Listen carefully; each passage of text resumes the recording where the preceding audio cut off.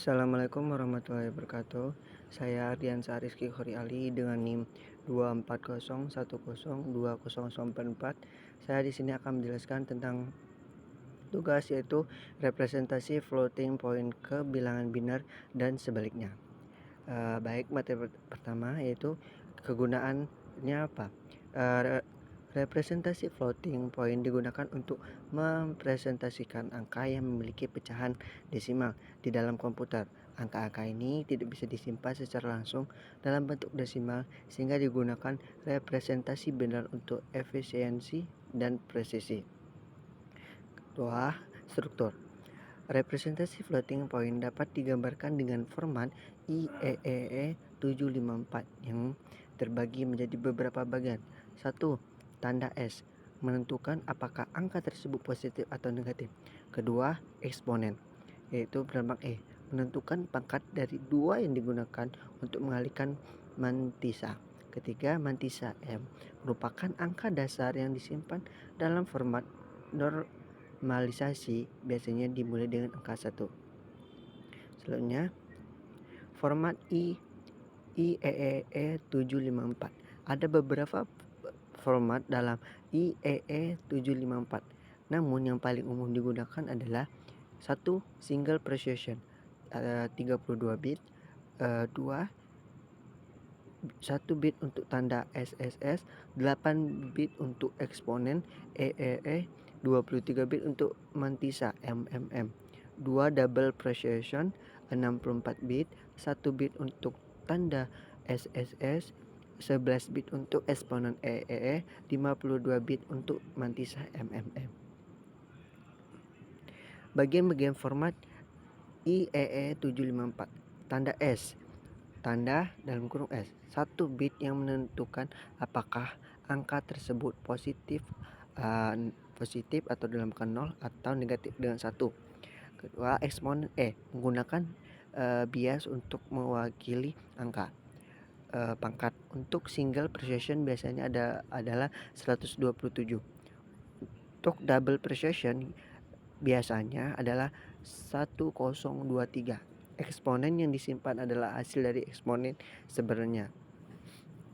Selanjutnya, mantisa M merupakan bagian angka desimal yang disimpan setelah normalisasi, selalu diwakili dengan angka biner dengan angka pertama selalu 1 yang disembunyikan atau implisit, hanya bagian setelah titik desimal yang disimpan. Selanjutnya, contoh representasi. Misalkan kita ingin mempresentasikan angka minus 13,9 dalam format single precision 32 bit. Langkah 1, menentukan tanda S karena angka negatif, maka S sama dengan 1. Langkah kedua, konversi bagian bulat dan pecahan ke biner. Kita pecah angka tersebut menjadi negatif 13,9 sama dengan negatif 13 ditambah dalam kurung minus 0,9. Konversi bagian bulat adalah dalam kurung negatif 13. Bagian bulat adalah 13. Abaikan tanda negatif sementara untuk mengkonversi ke biner. 1 bagi angka 13 dengan 2. Catat sisa pembagi. Ulangi hingga hasil menjadi 0. Itu 13 bagi 2, 6 sisa 1. 6 dibagi 2, 3 sisa 0. 3 bagi 2, 1 sisa 1. 1 bagi 0, 0 sisa 1. Tulis dari bawah itu 1011. Bagian pemecah konversi biner menggunakan metode pengandaan. Langkah-langkahnya, kalikan pecahan dengan 2, catat bagian bulat hasil perkalian 0 atau 1. Gunakan sisa pecahan untuk perkalian berikutnya. Ulangi hingga presisi yang diinginkan atau hasil mencapai 0. Misalnya 0,9 kali 2, 18. Bagian bulatnya 1, sisa 0,8. 0,8 kali 2, 1,6. Bagian bulatnya 1, sisa 0,6. 0,6 dikali 2 yaitu sama dengan 1,2. Bilangan bulatnya 1, sisa 0,2. 0,2 dikali 2 sama dengan 0,4. Bilangan bulatnya 0, sisanya 0,4. 0,4 kali 2 yaitu 0,8, bilangan bulatnya 0, sisa 0,8, hasilnya 1100 basis 2. Lalu gabungkan hasil bagian bulat dengan pecahan yang sudah dijadikan bilangan biner, yaitu 1101 dan 1100. Min 13,9 sama dengan min 1101 kali 11100. Ketiga, normalisasi setelah mendapatkan bilangan biner dari langkah sebelumnya.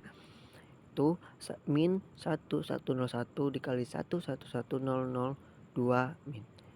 Itu 1101 kali 1100.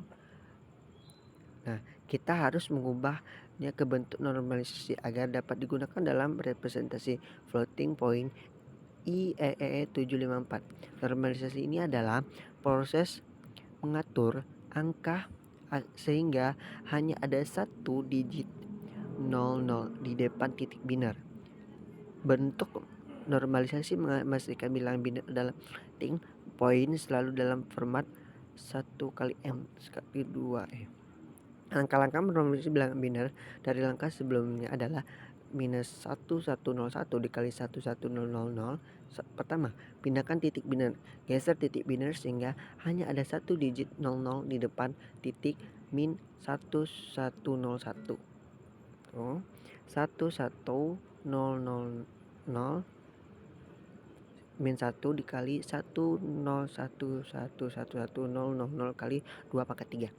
Kedua, catat eksponen. Karena titik biner digeser 3 kali ke kiri, maka eksponennya adalah yaitu 3.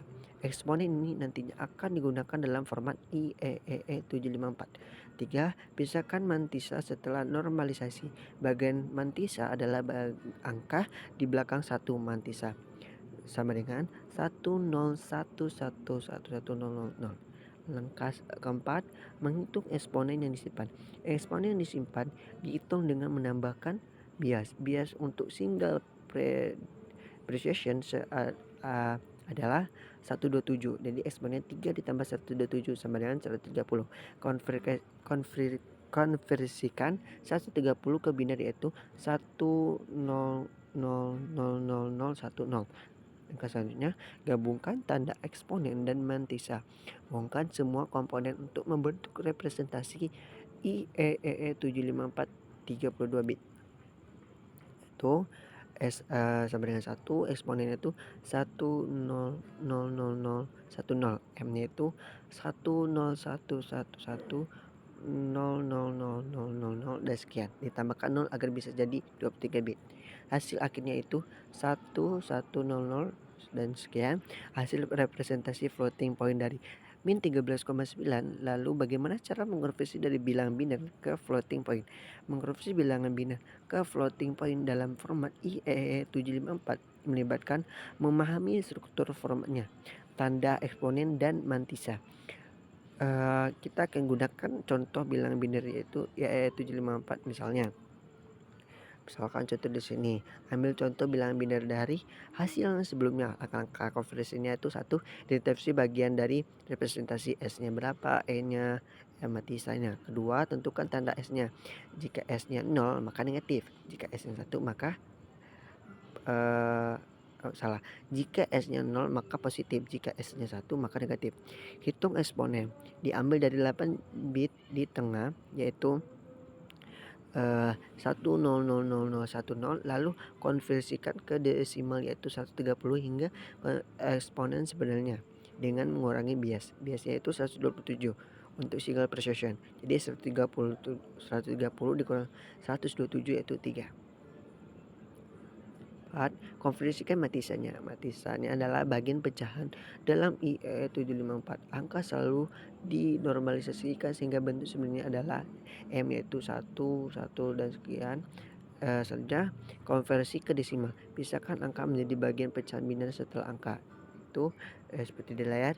Ini artinya 101,1,1,1.0001,0.001. Hitung nilai setiap posisi pecahan dalam desimal. Digit pertama 1 ada di tempat 2 pangkat min 1 sama dengan 0,5 dan seterusnya.